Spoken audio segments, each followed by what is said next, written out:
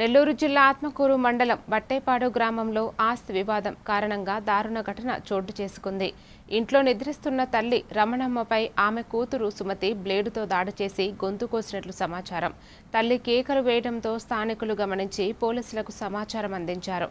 గాయపడిన రమణమ్మను ఆత్మకూరు ఆసుపత్రికి తరలించి పరిస్థితి విషమంగా ఉండటంతో నెల్లూరుకు రిఫర్ చేశారు. ఘటనపై పోలీసులు కేసు నమోదు చేసి దర్యాప్తు చేస్తున్నారు. మండలం బట్టేపాడు గ్రామం నుండి ఇవాళ ఎర్లీ మార్నింగ్ 3 గంటలకి ఒక సమాచారం వచ్చింది. ఆ సమాచారం ఏమనగా మల్లి రమణమ్మ అనే ఆమెని గొంతు కోసి ఉన్నారని సమాచారం వచ్చింది. వెంటనే మేము మా సిబ్బంది మా సీఏ గారు అంతా జరిగింది. విచారించుకుంటే మల్లి రమణమ్మ కూతురైనటువంటి సుమతి ఆమె ఇంట్లోనే ఉంటుంది.